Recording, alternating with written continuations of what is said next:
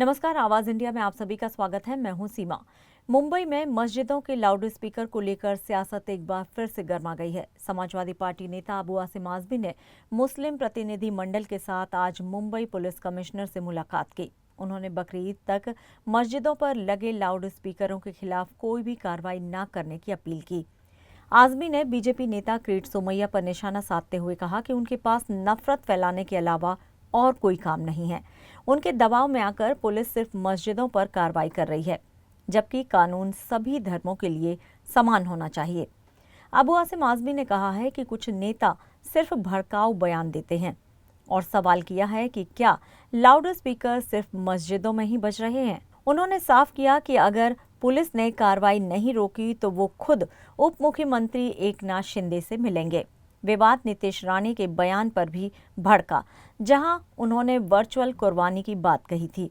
आजमी ने इसे मजहबी भावनाओं को ठेस पहुंचाने वाला बयान बताया और पलटवार किया और कहा कि कुछ नेता यूं ही बकवास करते रहते हैं, उन्हें बोलने दीजिए। ये वही हैं जो मंदिरों में जाकर चढ़ावा चढ़ाते हैं। अबू आसिम आजमी ने ये भी ऐलान किया कि समाजवादी पार्टी मुंबई की सभी 150 से ज्यादा सीटों पर अकेले चुनाव लड़ने की तैयारी में है। देखिए, हम लोग आए इसलिए कि एक व्यक्ति का नाम है किरीट सोमैया, जिसके पास कोई काम नहीं है।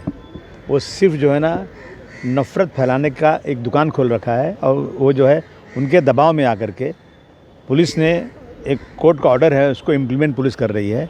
हालांकि वो ऑर्डर सिर्फ मस्जिदों के लिए नहीं है, वो ऑर्डर है नेताओं की मीटिंगों के लिए भी है, वो ऑर्डर जो है त्योहारों के लिए भी है, बहुत सारी चीज़ें हैं, लेकिन सब ले दे के मुसलमानों के साथ ही है।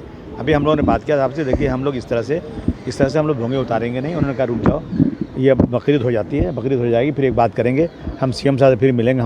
हम कोर्ट का दरवाज़ा भी खटखटा रहे हैं, लेकिन ये एक खुली नाइंसाफ़ी हो रही है जो बिल्कुल किसी को बर्दाश्त नहीं है। नहीं, पुलिस कार्रवाई जो कर रही है तो एक तरफा क्यों कर रही है? सिर्फ मस्जिदों में भोंगा लगा हुआ है क्या?